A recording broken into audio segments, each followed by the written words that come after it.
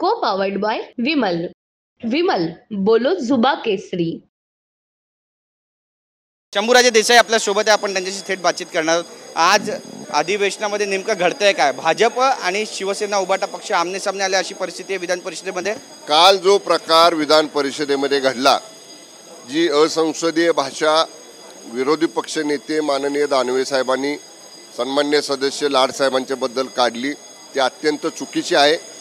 आतापर्यंतच्या संसदीय प्रणालीमध्ये, विधिमंडळाच्या कामकाज प्रणालीमध्ये इतक्या पद्धतीनं अर्वाच्य भाषा ही कधी वापरली गेली नाही. आणि आमची सगळ्यांची मागणी आहे माननीय सभापती महोदयांच्याकडं की रेकॉर्ड त्यांनी सगळं तपासावं, शब्दनशब्द तो ऐकावा, वाचावा आणि कुठल्याही परिस्थितीमध्ये अशा पद्धतीनं असंसदीय शिवीगाळीची भाषा वापरणाऱ्या विरोधी पक्ष नेत्यांवर कडक कारवाई ही सन्मान्य सभापती महोदयांनी करावी अशी आम्ही सभापती महोदयांच्याकडे मागणी केलेली आहे. नक्कीच, पण दानवे साहेब कुठेही मागे हटायला तयार नाही. ते म्हणतात मी जे बोललो ते 72 आहे आणि माझं निलंबन झालं तरी ठीक आहे, मला काही फरक पडणार नाही. विधान परिषदेमध्ये होते म्हणून शिवीगाळ झाली, जर बाहेर भेटले असते प्रसाद लाड तर त्यांना प्रसाद दिला असता. म्हणजे बघा, विरोधी पक्ष नेतेपदाच्या संविधानिक जागेवरती ते बसलेले आहेत आणि संविधानिक जागेवर बसलेले असताना सुद्धा इथं हाय म्हणून गप बसलो नाही तर बाहेर दाखवलं असतं, अशी दमदाटीची भाषा, गुंडागर्दीची भाषा ही संवैधानिक पदावर बसलेल्या व्यक्तीला शोभा देत नाही.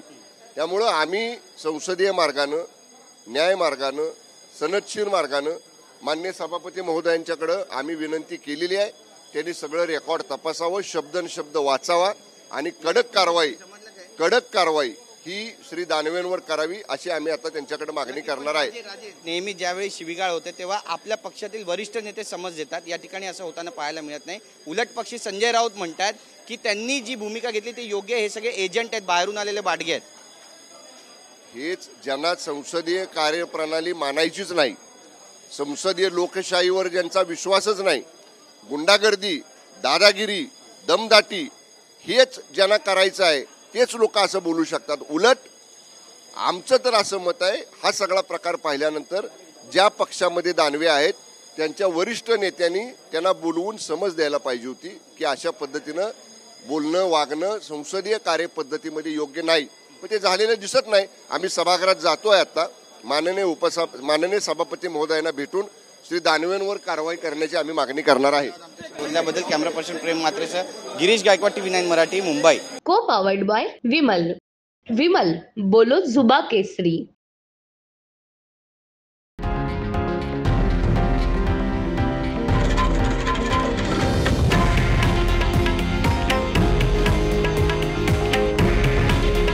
हे आहे देशातील नंबर 1 न्यूज नेटवर्क आणि आपण पाहत आहात TV9 मराठी.